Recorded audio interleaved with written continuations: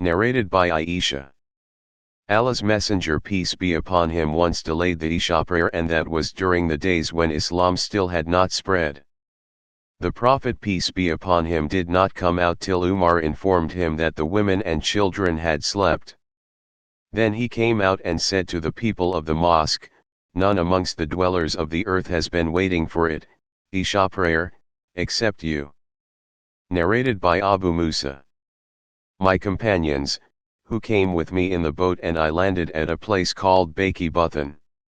The Prophet peace be upon him was in Medina at that time. One of us used to go to the Prophet peace be upon him by turns every night at the time of the Isha prayer.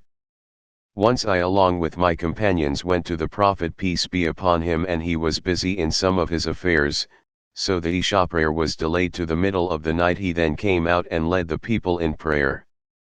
After finishing from the prayer, he addressed the people present there saying, "Be patient.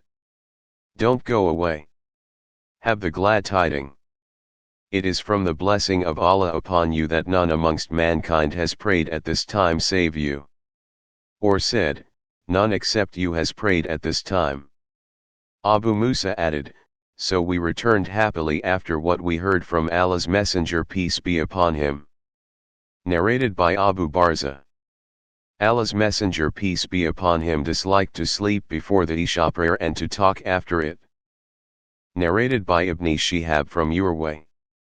Aisha said, once Allah's Messenger peace be upon him delayed the Isha prayer till Umar reminded him by saying, "The prayer.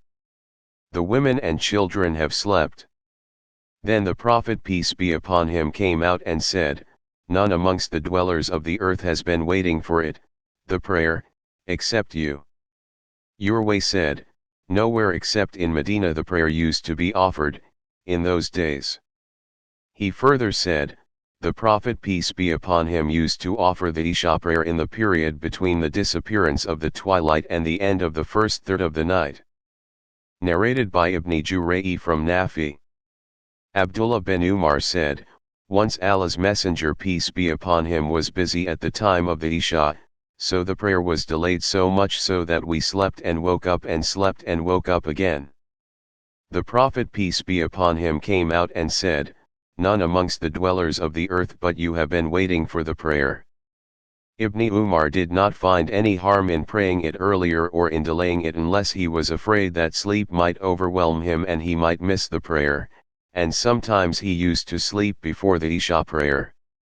Ibn Jurayj said, I said to Atta, I heard Ibn Abbas saying, once Allah's Messenger peace be upon him delayed the Isha prayer to such an extent that the people slept and got up and slept again and got up again. Then Umar bin al-Khattab stood up and reminded the Prophet peace be upon him of the prayer. Atta said, Ibn Abbas said, the Prophet came out as if I was looking at him at this time, and water was trickling from his head and he was putting his hand on his head and then said, hadn't I thought it hard for my followers, I would have ordered them to pray, Isha prayer, at this time. I asked Atta for further information, how the Prophet had kept his hand on his head as he was told by Ibn Abbas. Atta separated his fingers slightly and put their tips on the side of the head, brought the fingers downwards approximating them till the thumb touched the lobe of the ear at the side of the temple and the beard on the face. He neither slowed nor hurried in this action, but he acted like that. The Prophet peace be upon him said, hadn't I thought it hard for my followers I would have ordered them to pray at this time.